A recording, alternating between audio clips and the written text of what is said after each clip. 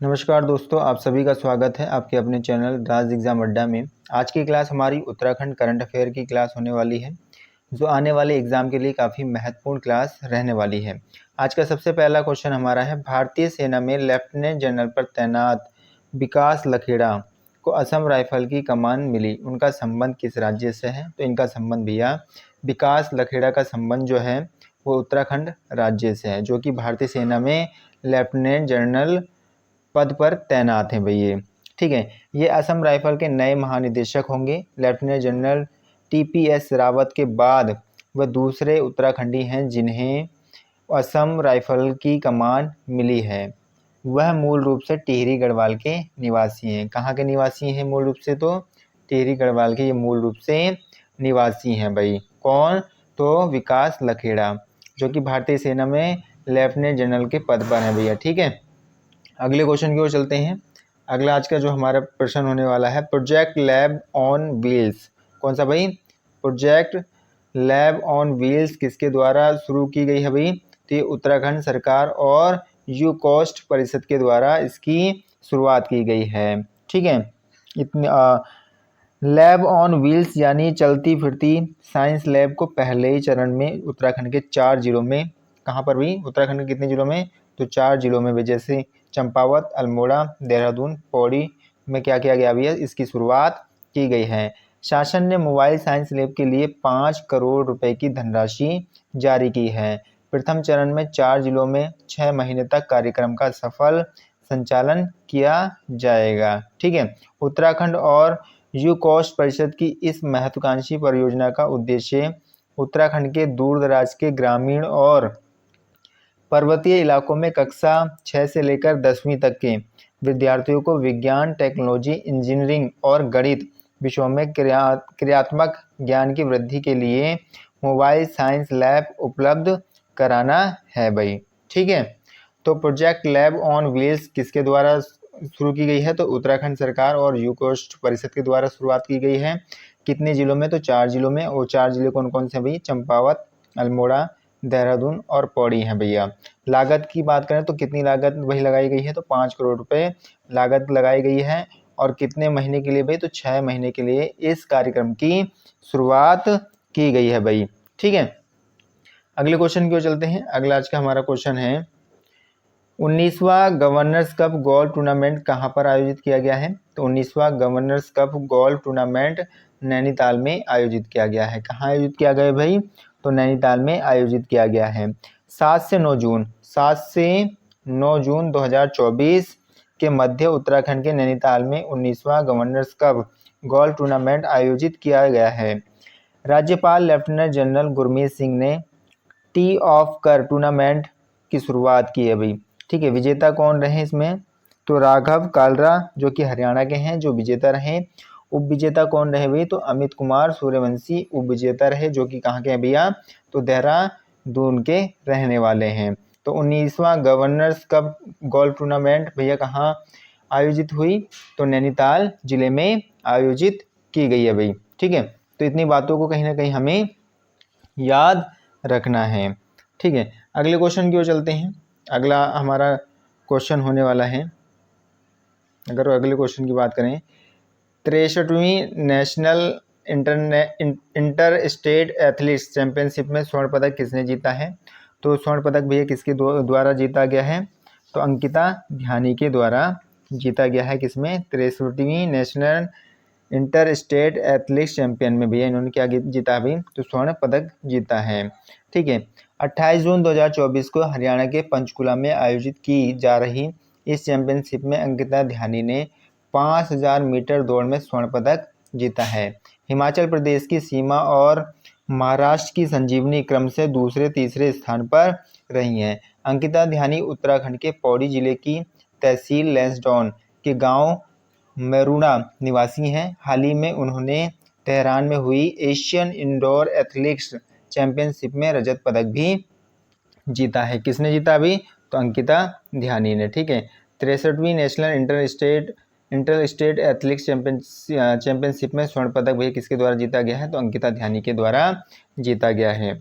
अगले क्वेश्चन की ओर चलते हैं। अगला आज का हमारा क्वेश्चन होने वाला है, पहला खगोल पर्यटन कार्यक्रम नक्षत्र सभा कहाँ पर आयोजित किया गया है? तो ये भैया मसूरी के अंदर आयोजित किया गया है। पहला खगोल पर्यटन कार्यक्रम नक्षत्र सभा की शुरुआत मसूरी के अंदर की गई है। 1 जून से 2 जून 2024 तक उत्तराखंड सरकार ने राज्य में पर्यटन को बढ़ावा देने के लिए मसूरी में नक्षत्र सभा नाम से अपनी तरह का भारत का पहला खगोल पर्यटन आयोजित किया है।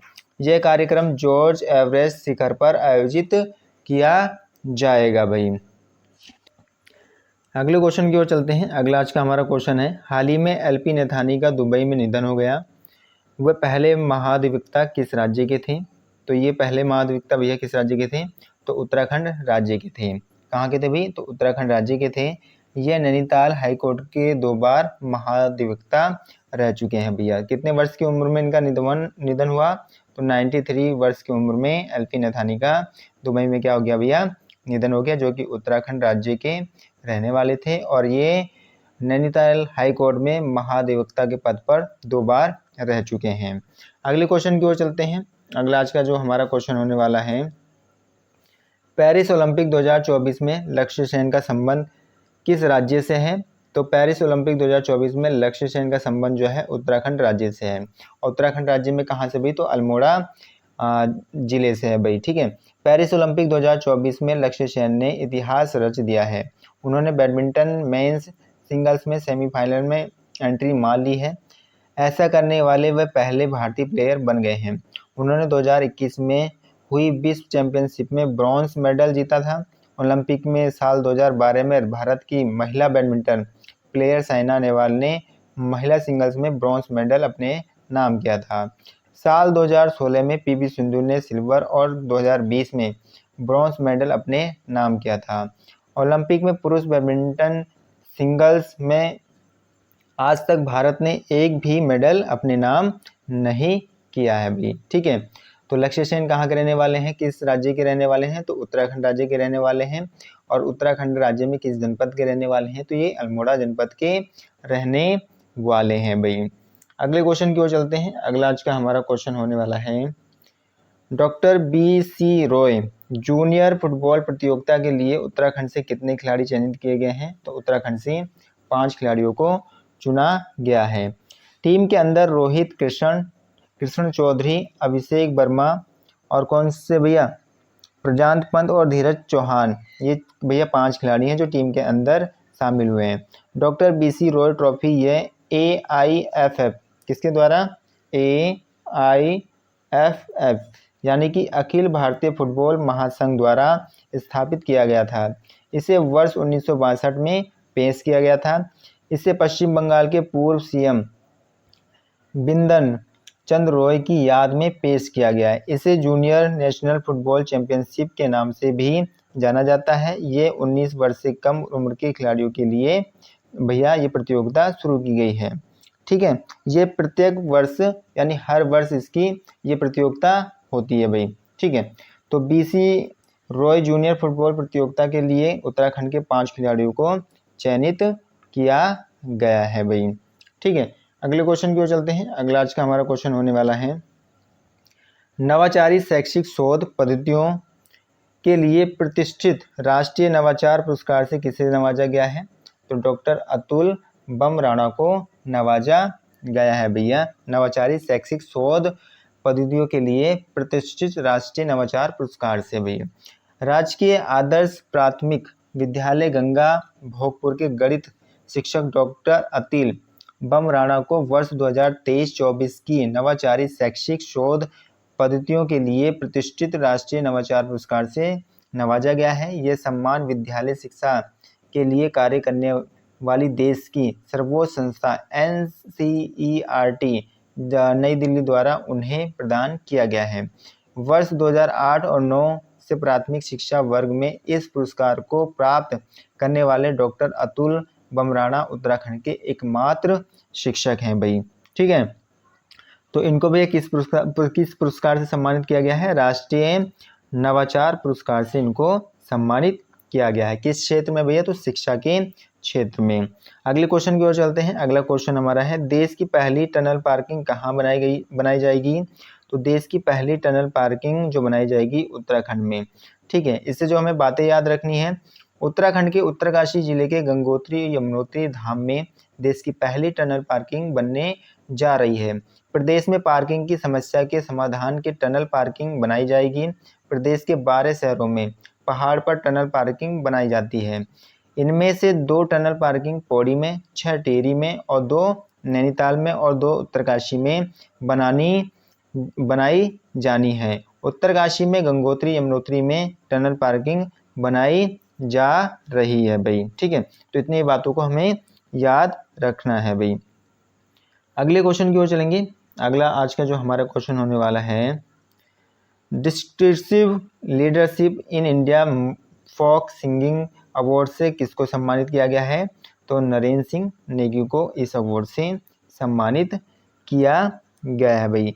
लंदन के हाउस ऑफ लॉर्ड्स यानी कि संसद में ग्लोबल ब्रिलियंस अवार्ड शो का आयोजन किया गया था और गायन के क्षेत्र में नरेंद्र सिंह नेगी को गढ़ रत्न, गढ़ गौरव से लेकर सर्वश्रेष्ठ लोक गायक सम्मान से भी सम्मानित किया जा चुका है। तो इतने पॉइंट हमें याद रखने हैं। अगले क्वेश्चन की ओर चलेंगे। अगला क्वेश्चन हमारा है, शिक्षा मंत्री धन सिंह रावत ने हाल के दिनों में समर्थ पोर्टल लॉन्च किया है। इसे इस तरह का देश का पहला पोर्टल कहा जा रहा है। यह पोर्टल किससे संबंधित है? तो इस समर्थ पोर्टल का भैया संबंध किससे है? तो उच्च शिक्षा से है। किसके द्वारा इसकी शुरुआत की गई है? तो डॉक्टर धन सिंह रावत जी के द्वारा इसकी शुरुआत की गई है। ठीक है, तो समर्थ पोर्टल का संबंध किससे है भैया? उच्च शिक्षा से है। किससे भाई? उच्च शिक्षा से इसका संबंध है। मई 2023 में यह पोर्टल लॉन्च किया गया। कब लॉन्च किया गया था? तो मई 2023 में इस पोर्टल को भाई क्या किया गया? भाई लॉन्च किया गया है। किस पोर्टल को? समर्थ पोर्टल को लॉन्च किया गया है। उच्च शिक्षा का क्षेत्र बेहतर बनाने के लिए इस पोर्टल को लॉन्च किया गया है। ठीक है, तो समर्थ पोर्टल का संबंध किससे है भाई? तो उच्च शिक्षा से संबंध है। अगले क्वेश्चन की ओर चलेंगे। अगला आज का हमारा क्वेश्चन है, उत्कृष्ट कार्य के लिए आंगनवाड़ी कार्यकर्ताओं को दिया जाने वाला पुरस्कार वर्ष 2023 में कुल कितनी महिलाओं को दिया गया? तो कितनी महिलाओं को दिया गया ये पुरस्कार? तो 35 महिलाओं को ये पुरस्कार दिया गया। 8 अगस्त को तीरू रोतेली वीरता पुरस्कार भैया कितनी महिलाओं को दिया गया? तो 14 महिलाओं को दिया गया। कौन सा पुरस्कार भैया? तीरू रोतेली वीरता पुरस्कार दिया गया। ठीक है, उसी दिन आंगनवाड़ी कार्यकर्ताओं को उनके उत्कृष्ट कार्य के लिए यह पुरस्कार दिया गया है। ठीक है, तो कितनी महिलाओं को दिया गया भाई? 35 महिलाओं को दिया गया। और 8 अगस्त को तीलू रोतेली वीरता पुरस्कार कितनी महिलाओं को दिया गया? तो 14 महिलाओं को दिया गया। अगले क्वेश्चन की ओर चलते हैं। अगला आज का हमारा क्वेश्चन है, उत्तराखंड के देहरादून और अल्मोड़ा में पहले से साइंस सेंटर है। राज्य में और साइंस सेंटर बनाने की घोषणा की है। राज्य का यह तीसरा साइंस सेंटर कहा जाएगा। तो कहाँ बनाया गया है भाई? तो ये कहाँ बनाया जाएगा तीसरा साइंस सेंटर? तो चंपावत में बनाया जाएगा। पहला कहाँ पर है? तो पहला हमारा देहरादून में है और दूसरा कहाँ है हमारा? दूसरा हमारा अल्मोड़ा जनपद में है। ठीक है, 3 साइंस सेंटर हैं। कहाँ पर भाई? कहाँ पर? उत्तराखंड में। पहला कहाँ है हमारा? देहरादून, दूसरा अल्मोड़ा और तीसरा कहाँ बनाया जाएगा भाई? तो चंपावत में बनाया जाएगा। कौन सा सेंटर भाई? Science centre. ठीक है, अगले क्वेश्चन की ओर चलेंगे। अगला आज का हमारा प्रश्न है, मेडिकल ड्रोन सेवा नियमित शुरू करने वाला देश व राज्य का पहला चिकित्सा संस्थान कौन सा बना है? तो कौन सा भैया? तो एम्स ऋषिकेश है जो भैया क्या करेगा? मेडिकल ड्रोन सेवा नियमित रूप से शुरू करेगा। ठीक है, महिलाओं के द्वारा यह ड्रोन चलाया जाएगा। इन्हें नमो ड्रोन दीदी कहा जा रहा है। ठीक है, जो महिलाएं इन ड्रोनों को चलाएंगी उनको क्या कहा गया है? नमो ड्रोन दीदी कहा जा रहा है। ठीक है, अगले प्रश्न की ओर चलते हैं। अगला आज का हमारा प्रश्न है, उत्तराखंड साहित्य गौरव सम्मान 2024 से कितने लोगों को सम्मानित किया गया है? तो कितने लोगों को सम्मानित किया गया भाई? तो 10 लोगों को सम्मानित किया गया है। इससे हमें बात क्या याद रखनी है? उत्तराखंड गौरव सम्मान दूसरी बार प्रदान किया जा रहा है। और ठीक है, पहली बार 2023 में कितने लोगों को दिया गया था? तो 2023 में 9 लोगों को दिया था। ठीक है, और 2024 में कितने लोगों को मिला भाई उत्तराखंड साहित्य गौरव सम्मान? तो 10 लोगों को मिला, और 2023 में कितने लोगों को मिला था भाई, तो 9 लोगों को मिला था यह सम्मान। अगले क्वेश्चन की ओर चलते हैं। अगला आज का हमारा क्वेश्चन है, मुख्यमंत्री खिलाड़ी प्रोत्साहन योजना 29 अगस्त 2023 को शुरू की गई। तो मुख्यमंत्री खिलाड़ी प्रोत्साहन योजना की शुरुआत कब की जाती है भाई, तो 29 अगस्त 2023 को इसकी शुरुआत की जाती है। इस योजना के तहत किस आयु वर्ग के खिलाड़ियों को प्रोत्साहन देने की योजना बनाई गई है। तो कितने वर्ष के भाई बच्चों को दिया जाएगा ये, या खिलाड़ियों को दिया जाएगा, तो 14 से 23 वर्ष के बच्चों को यह भैया प्रोत्साहन दिया जाएगा। इसकी शुरुआत राष्ट्रीय खेल दिवस पर किया गया है। ठीक है, राष्ट्रीय खेल दिवस कब मनाया जाता है, तो 29 अगस्त को राष्ट्रीय खेल दिवस मनाया जाता है। इस योजना के तहत राज्य के 200 खिलाड़ियों का चयन किया जाएगा और हर मंथ 2000 रुपये प्रोत्साहन राशि दी जाएगी। साथ में हर साल 10,000 रुपये दिए जाएंगे खेल किट के लिए। ठीक है, तो कितने बच्चों का चुनाव किया गया भाई, 200 खिलाड़ियों का चुनाव किया गया है, जिसमें 100 बालक होंगे, 100 बालिका होंगी, और पर मंथ इनको कितने रुपए दिए जाएंगे भाई, तो 2000 रुपये दिए जाएंगे, और साल में इनको खेल किट के लिए कितने रुपए दिए जाएंगे भाई, तो 10,000 रुपये दिए जाएंगे। ठीक है, तो इसका आंसर क्या हो गया भाई, 14 से 23 वर्ष के खिलाड़ियों को यह प्रोत्साहन योजना का लाभ मिलेगा। अगले क्वेश्चन की ओर चलते हैं। अगला हमारा क्वेश्चन है, नागर विमानन मंत्रालय ने नैनी हवाई पट्टी को एरिड्रम का लाइसेंस दिया है। यह हवाई पट्टी किस जनपद में है। तो नैनी हवाई पट्टी किस जनपद में है भाई, तो पिथौरागढ़ जनपद के अंदर नैनी हवाई पट्टी है भाई। ठीक है, अगले प्रश्न की ओर चलते हैं। अगला आज का हमारा प्रश्न है, उत्तराखंड के दो गांव चौपड़ियाल और जड़धार को विश्व पर्यावरण दिवस के अवसर पर राष्ट्रीय पंचायत पुरस्कार 2023 प्रदान किया गया है। ये गांव किस जनपद में है भाई, तो किस जनपद में है ये, तो टिहरी जनपद में है। ठीक है, विश्व पर्यावरण दिवस कब मनाया जाता है भाई, तो 5 जून को विश्व पर्यावरण दिवस मनाया जाता है। अगले प्रश्न की ओर चलेंगे। अगला आज का हमारा प्रश्न है, 69वें राष्ट्रीय फिल्म 2023 के लिए उत्तराखंड की फिल्म को सर्वश्रेष्ठ गैर फीचर फिल्म अवार्ड के लिए चुना गया है। तो कौन सी फिल्म है भाई वो, तो वो एक था गांव फिल्म है। कौन सी फिल्म है भाई, एक था गांव फिल्म है, जो कि सर्वश्रेष्ठ गैर फीचर फिल्म अवार्ड से इसको सम्मानित किया गया है। 69वें राष्ट्रीय फिल्म पुरस्कार 24 अगस्त 2023 को, कब भाई, 24 अगस्त 2023 को एक समारोह किया गया और वहां पर इस पुरस्कार को दिया गया। ठीक है, पातालटी की बात करें तो पातालटी भैया सिनेमेटोग्राफ के लिए भैया सर्वश्रेष्ठ सिनेमेटोग्राफ के लिए बिट्टू रावत को अवार्ड दिया गया। किसको दिया गया भाई, बिट्टू रावत को दिया गया। किसके लिए भाई, पातालटी के लिए। ठीक है, और पातालटी भाई भोटिया बोली में बनी है ये पिक्चर। ठीक है, और भोटिया जनजाति पर आधारित है। कौन सी पिक्चर भाई, पातालटी। ठीक है, इसके साथ साथ हमें ये भी याद रखना है, एक था गांव फिल्म पलायन पर आधारित है। पलायन का मतलब जैसे कि वीरान गांव के बारे में इस फिल्म के अंदर जानकारी दी गई है। तो सर्वश्रेष्ठ गैर फीचर फिल्म अवार्ड के लिए किसे चुना गया भाई, तो एक था गांव को चुना गया है। अगले क्वेश्चन की ओर चलेंगे। अगला आज का हमारा क्वेश्चन है, प्रधानमंत्री आवास योजना ग्रामीण परफॉर्मेंस इंडेक्स में उत्तराखंड को देश में कौन सा स्थान प्राप्त हुआ है।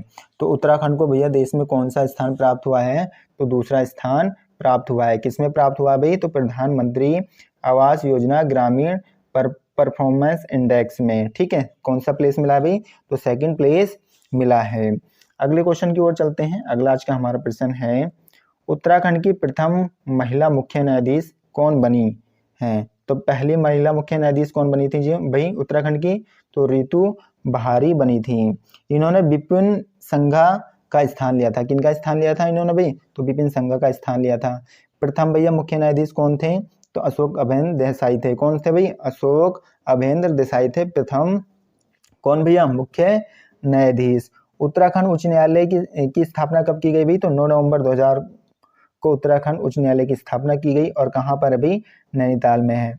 हाई कोर्ट भवन कहाँ है भाई, तो नैनीताल के अंदर ही हाई कोर्ट भवन भी है। ठीक है, इतने पॉइंट याद रखने हैं। अगले क्वेश्चन की ओर चलेंगे। अगला आज का हमारा प्रश्न है, उत्तराखंड की सतत विकास लक्ष्य 2022-23 रैंकिंग में प्रथम स्थान पर कौन सा जनपद है। ठीक है, उत्तराखंड सतत विकास लक्ष्य 2022-23 में रैंकिंग में प्रथम स्थान पर कौन सा है अभी, तो नैनीताल जनपद है। कौन सा जनपद है भाई? तो नैनीताल जनपद है। सेकंड प्लेस पर कौन है भाई? तो देहरादून है सेकंड प्लेस पर। थर्ड प्लेस पर कौन है? तो बागेश्वर है। और अंतिम स्थान पर कौन सा भाई? तो उधम सिंह नगर अंतिम स्थान पर है भैया, ठीक है, उत्तराखंड सतत विकास रैंकिंग में, ठीक है। फर्स्ट प्लेस पर नैनीताल, सेकंड प्लेस पे देहरादून, थर्ड प्लेस पे बागेश्वर और लास्ट में भैया कौन है? उधम सिंह नगर है। रिपोर्ट जारी कौन करता है भाई? CPPG द्वारा रिपोर्ट जारी की गई है, ठीक है। इसके साथ साथ सतत विकास में उत्तराखंड की रैंकिंग क्या है? तो उत्तराखंड की रैंकिंग जो है 69 है, ठीक है। सतत विकास में उत्तराखंड राज्य की रैंकिंग क्या है भाई? तो 69 रैंकिंग है, ठीक है। तो अगले क्वेश्चन की ओर चलते हैं। अगला आज का हमारा क्वेश्चन है, उत्तराखंड राज्य विज्ञान एवं प्रौद्योगिकी परिषद यूकोस्ट का 18वां राज्य विज्ञान प्रौद्योगिकी सम्मेलन कहाँ आयोजित किया जाता है? तो कहाँ पर आयोजित किया गया भाई? तो हल्द्वानी के अंदर। कब हुआ भाई? तो 8 से 9 फरवरी 2023 में इसका आयोजन किया गया। यू कोस्ट की स्थापना कब हुई? तो यू कोस्ट की स्थापना 2006 में की जाती है, ठीक है। तो इतने फैक्ट हमें इस प्रश्न से याद रखने हैं।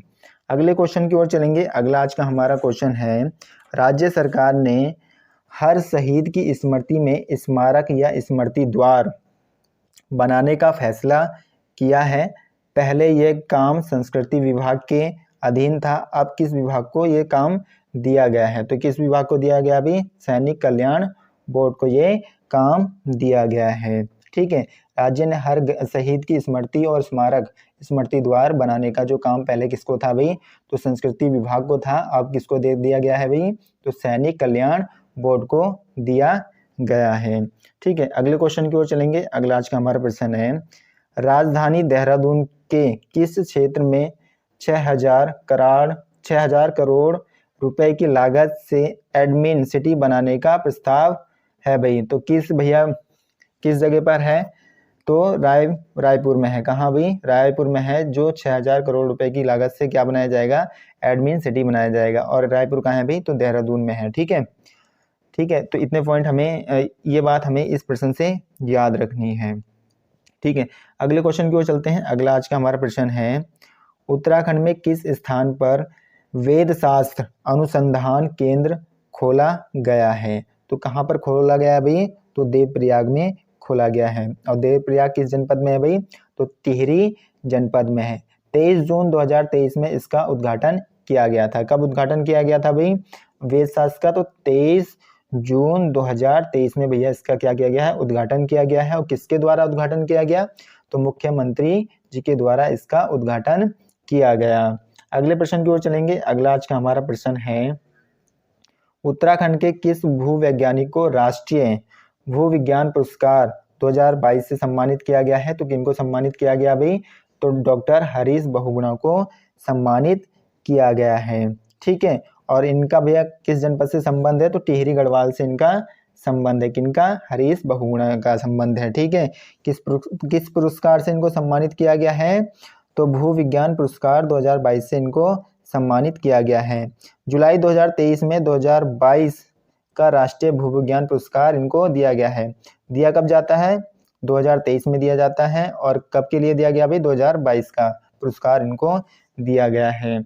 अगले क्वेश्चन की ओर चलेंगे। अगला आज का हमारा प्रश्न है, उत्तराखंड सरकार ने पहली बार विभिन्न साहित्यकारों के नाम पर उत्तराखंड साहित्य गौरव सम्मान पुरस्कार वितरित किए। यह पुरस्कार कितने साहित्यकारों को प्रदान किए गए हैं? तो कितने साहित्यकारों को प्रदान किए गए हैं भाई 2023 में? तो 9 साहित्यकारों को प्रदान किए गए हैं। जैसे कि शैलेश मटियानी पुरस्कार किनको दिया गया है? तो अमृता पांडे को दिया गया है। चंद्र कुंवर बड़तवाल पुरस्कार किनको दिया गया है भाई? तो संतोष कुमार तिवारी को दिया गया है। डॉक्टर पीताम्बर दत्त बड़तवाल पुरस्कार किसको दिया गया है? तो प्रकाश चंद्र तिवारी को दिया गया है। भैरव दत्त बुधोलिया पुरस्कार किनको दिया गया है? तो दामोदर जोशी को दिया गया है। गुमानी पंत पुरस्कार किसको दिया गया है? तो राजेंद्र सिंह बोरा को दिया गया है। भजन सिंह पुरस्कार किसको दिया गया है? तो नरेंद्र कठेत को दिया गया है। गोविंद चातक पुरस्कार की बात करें तो किनको दिया गया है? तो महावीर किनको भाई? महावीर सिंह को दिया गया है। प्रोफेसर उनवाल चिश्ती पुरस्कार किसको दिया गया है? राजेश आनंद असीर को दिया गया है। 9 साहित्यकारों को ये पुरस्कार प्रदान किए गए हैं। ठीक है, तो ये बातें हमें इस क्वेश्चन से याद रखनी है। अगले क्वेश्चन की ओर चलते हैं। अगला आज का हमारा क्वेश्चन है, उत्तराखंड बजट 2024 किस बिंदु पर केंद्रित है भाई? तो किस बिंदु पर केंद्रित है भाई? तो ज्ञान पर। किस पर केंद्रित है भाई? तो ज्ञान पर केंद्रित है। जी का मतलब यहाँ पर गरीबी से है, वाई का मतलब यहाँ युवा से है, और ए का मतलब भी यहाँ से अन्नदाता से है, और एन का मतलब यहाँ नारी शक्ति से है। इसका थीम क्या है भाई? तो सबका साथ सबका विकास के साथ समावेशी और सर्वस्पर्शी विकास। उद्देश्य क्या है? त्रिवेणी बजट के आधार स्तंभ पर अग्रणी उत्तराखंड राज्य की स्थापना, इसकी क्या है भाई? इसका क्या है? उद्देश्य है। ठीक है, उद्देश्य क्या क्या है? नंबर 1 पे उन्नत उत्तराखंड, ठीक है, क्षमतावान उत्तराखंड, सुशासित उत्तराखंड बनाना है। ठीक है, 2024 और 25 में टोटल बजट कितना अभी पेश किया गया? तो 89,230.07 करोड़ भैया बजट पेश किया गया या मंजूरी बजट को दी गई है। ठीक है, वृद्धि कितने परसेंट की हुई? तो 15.27% की क्या हुई है? वृद्धि हुई है। ठीक है, अगले क्वेश्चन की ओर चलते हैं। अगला हमारा क्वेश्चन है, उत्तराखंड निवासी कमला देवी संबंधित हैं। तो कमला देवी का संबंध भैया किस क्षेत्र से है? तो इनका अगर संबंध बात करें, इनका जो संबंध क्षेत्र है भैया, तो लोक गायिका हैं। कौन है भैया? ये लोक गायिका हैं। कौन? कमला देवी। ठीक है, तो लोक गायिका जैसे कि किस किस के लिए भाई ये फेमस हैं? तो न्योली, छपेली, चाचरी और जागर गायिका कुछ स्टूडियो में इन्होंने क्या करा है? ये स्टूडियो के अंदर क्या आएंगी? इन क्षेत्र में ये नजर आएंगी। ठीक है, अगले क्वेश्चन की ओर चलते हैं। अगला आज का हमारा प्रश्न होने वाला है, उत्तराखंड के मुख्यमंत्री श्री पुष्कर सिंह धामी जी द्वारा सरकार जन कल्याणकारी योजनाओं को आम जनता तक पहुंचाने के लिए किस पुस्तक का विवेचन किया गया है? तो इन्होंने किस पुस्तक का विवेचन किया है? मेरी योजना पुस्तक का विवेचन किया है। किसके द्वारा किया गया है? मुख्यमंत्री पुष्कर सिंह धामी जी के द्वारा किया गया है। आशा करूंगा आप सभी को आज की क्लास अच्छी लगी होगी। अगर आपको क्लास अच्छी लगी है तो लाइक, शेयर एंड सब्सक्राइब करना ना भूलें। Thank you.